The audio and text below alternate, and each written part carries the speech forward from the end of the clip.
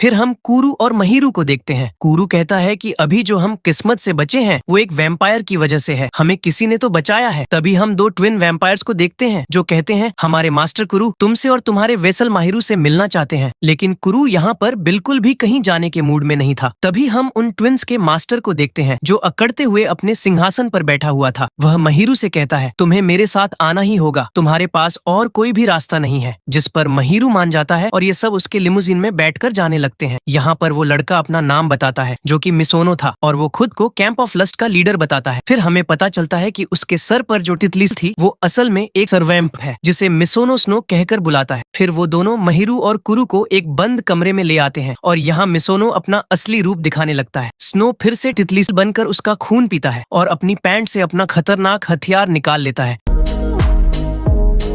अपना वेपन निकाल लेता है। यहाँ पर मिसोनो का बिहेवियर पूरी तरह चेंज हो गया था और वो महिरू को माँ बहन की गाली देता है। उसे कहता है तुम्हें तो अपना सर्वेंट भी यूज करना नहीं आता, अगर जिंदा रहना है तो मेरे गुलाम बन जाओ। जिस पर महिरू मना करता है। ये सुनकर मिसोनो कहता है चलो तुम्हारी मर्जी, और स्नो को उन्हें मारने का ऑर्डर दे देता है। स्नो महिरू पर अटैक कर देता है जिससे महिरू मुश्किल से बचता है। इसके बाद महिरू मिसोनो से पूछता है आखिर ऐसा क्यों कर रहे हो तुम? जिस पर मिसोनो कहता है मुझे जैसा अमीर तुम जैसे भड़वों को आंसर देना जरूरी नहीं समझता। जिस पर महिरू को गुस्सा आ जाता है और वो कुरु को उठाकर फ्रंट डोर से भागने लगता है। जब वो बिल्डिंग से बाहर आता है तो उसे ये समझ नहीं आ रहा था कि वो आया कहाँ से, क्योंकि वो इस कोठी में खो चुका था। अब उसे ऊपर खिड़की से कुछ बच्चे दिखाई देते हैं। तभी स्नो भी उसके पीछे आ गया था और वो महिरू से कहता है सुबाकी और हमारी जंग में ऐसे बहुत से मिनियंस मारे जा रहे हैं। तभी मिसोनो वहाँ हांफता हुआ आता है, वो भी सिर्फ इसलिए कि भाई ने कुछ सीढ़ियाँ चढ़ ली थी। वो आकर महिरू से कहता है मैं ऐसे ही अपने मिनियंस को सुबाकी के हाथों मरते हुए नहीं देख सकता, मुझे उन्हें प्रोटेक्ट करने के लिए पावर चाहिए। तुम्हें वैसे भी अपना सर्वैम्प यूज करना नहीं आता तो इसे मुझे दे दो ताकि मैं इससे अपने मिनियंस को बचा सकूं। जिस पर महिरू कहता है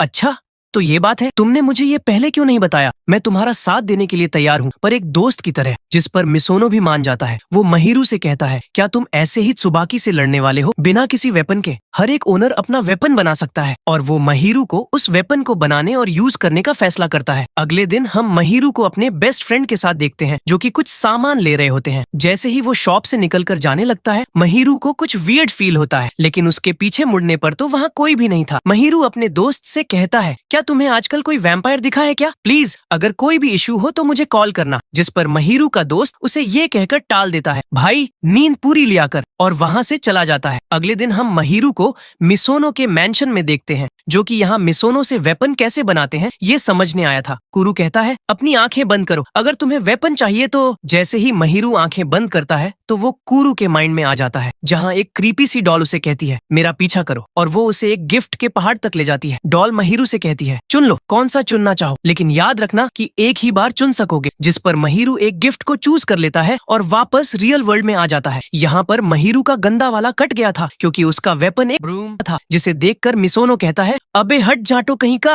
अब इसे यूज करना है तो मकसद के बारे में सोच। जिस पर महिरू अपने दोस्तों को बचाने का सोचता है और अपनी पावर को अनलीश कर लेता है। वो मिसोनो से कहता है एक दिन मैं तुम्हें भी अपने दोस्तों से मिलवाऊंगा। फिर महिरू अपने एक दोस्त साकुया के बारे में सोचने लगता है जो कि काफी दिनों से स्कूल नहीं आया था। वो साकुया से मिलने का फैसला करता है और उसके लिए कुछ खाने का सामान भी ले जाने लगता है। महिरू कुरु से कहता है मैं और सकुया बचपन से दोस्त हैं। तभी महिरू के साथ कुछ अजीब होने लगता है। वो अचानक से सकुया के बारे में भूलने लगता है। उसे याद नहीं आ रहा था कि आखिर सकुया कहाँ रहता है, क्या वो कभी सकुया से मिला भी है। तभी पीछे से सकुया आ जाता है और महिरू उससे पूछता है तुम स्कूल क्यों नहीं आ रहे? यहाँ पर कुरु को साकुया में कुछ गड़बड़ लग रही थी। साकुया महिरू से कहता है कि कुछ दिनों पहले उस पर अटैक हुआ था, हालांकि उसकी जान बच गई, लेकिन अब उसे घर से बाहर आने में भी डर लगता है। तभी महिरू को आगे से चीख सुनाई देती है। साकुया उसका हाथ पकड़ता है और उसे गलियों से लाकर एक सुनसान जगह पर ले आता है। महिरू उससे पूछता है ये हो क्या रहा है? तभी महिरू और कुरु चेन से बंध जाते हैं और छत से विलिया कूदकर कुरु में ब्लेड्स घुसा देता है। साकुया महिरू से कहता है शॉक क्यों हो? तुम्हें इस बारे में वार्न किया गया था कि ये इलाका वैम्पायर्स का है, लेकिन फिर भी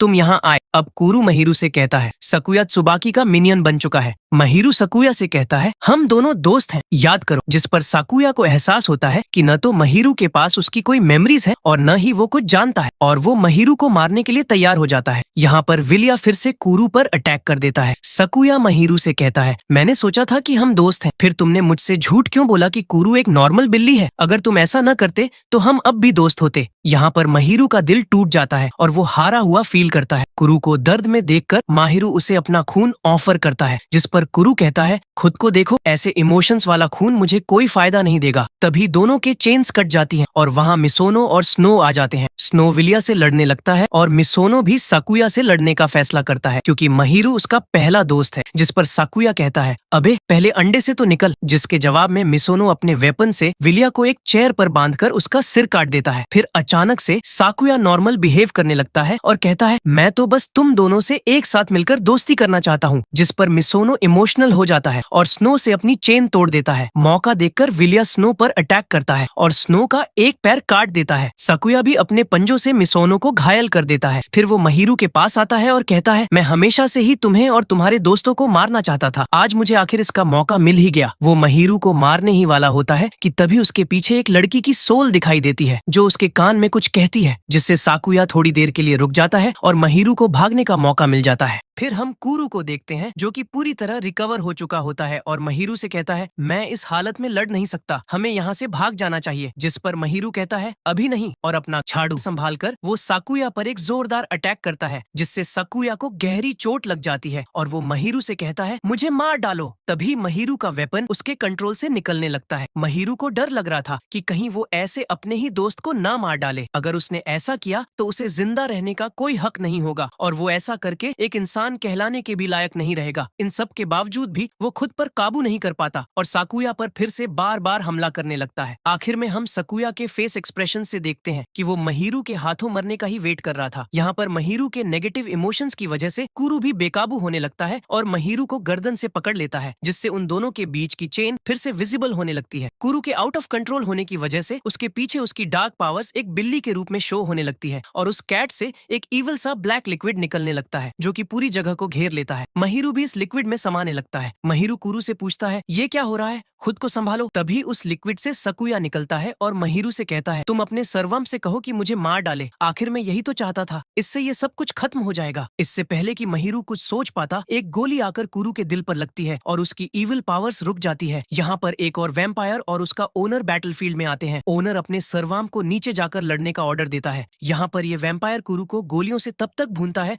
जब तक कि वो अपनी बिल्ली वाली फॉर्म में नहीं आ जाता। कुरू के बचने के बाद वैम्पायर साकुया को मारने के लिए बढ़ता है, लेकिन विलिया उसे भागने को कहता है। भागने से पहले महिरू साकुया से पूछता है, क्या सच में तुम मुझे मारना चाहते थे? जिस पर वो कुछ नहीं कहता और महिरू की तरफ अपना बैंड पहनकर गायब हो जाता है। तभी वहाँ पर एक कार एंट्री मारती है, जिसके अंदर से मिज़ोनो के मिनियंस निकलते हैं। स्नो बताता है कि ज्यादा चोट तो नहीं आई, लेकिन हॉस्पिटल ले जाना जरूरी है। मिसोनो को इस तरह देखकर महिरू को गिल्टी फील हो रहा था कि ये सब उसकी वजह से हुआ है। अगर वो खुद कुछ करता तो ऐसा नहीं होता। जिसे देखकर वो काउबॉय मास्टर कहता है, तुम्हें ऐसा फील करने की जरूरत नहीं है। वैसे भी ये मिसोनो की अपनी गलती थी कि उसने फाइट में इमोशंस को आने दिया, तो इसका जिम्मेदार भी वो खुद ही होगा। काउबॉय खुद को इंट्रोड्यूस करता है कि वो एक एंटीक आइटम डीलर है और उसके सर्वाम का नाम जी है। महिरू को ये आदमी थोड़ा अजीब लगता है, क्योंकि वो अपनी पैपी गुड़िया से बातें कर रहा था और उसकी हरकतें और उसका वैम्पायर दोनों ही अजीब थे। काउबॉय मास्टर महिरू को क्रू वापस करता है और उससे क्रू को मारने के लिए माफी मांगता है। वो महिरू से कहता है, अच्छा होता अगर मैं साकुया को संभाल लेता, वैसे अच्छा ही हुआ। अब तुम्हें पता है कि तुम किसी को नहीं मार सकते। चाहो तो मैं कुरू को वापस ले जा सकता हूँ और तुम्हें वापस तुम्हारी नॉर्मल स्टूडेंट लाइफ दे सकता हूँ। कॉन्ट्रैक्ट तोड़ना हो तो मुझे बता देना। अगले दिन हम महिरू को कुछ सामान खरीदते हुए देखते हैं। सामान खरीदते हुए उसे अचानक एक दुकान पर त्सुबाकी बैठा हुआ दिखाई देता है। वो त्सुबाकी के पास जाकर बैठ जाता है और उससे पूछता है, साकुया तुम्हारा मिनियन कैसे बना? जिस पर त्सुबाकी बताता है कि ये बहुत पहले की बात है। जब साकुया छोटा था, उसके पेरेंट्स ने इंश्योरेंस के पैसे लेने के लिए उसकी बहन को अपनी जान लेने के लिए मजबूर किया और साकुया को भी मजबूर किया कि वो पुलिस से झूठ बोले कि उसकी बहन खिड़की से खेलते हुए गिर गई थी, और अगर साकुया ने ऐसा नहीं किया तो उसका भी वही अंजाम होगा। त्सुबाकी कहता है कि कोई भी मिनियन तब बनता है जब कोई इंसान मौत के करीब हो और वो किसी सर्वाम का खून पी ले। फिर कहता है, हट अबे चूतिए, इतना भी नहीं पता, और अपना डेंजरस ऑरा छोड़कर कहता है, फिलहाल तो मेरा वायलेंस का मूड नहीं है, इसलिए मैं जा रहा हूँ। महिरू उसके ऑरा से इतना डर जाता है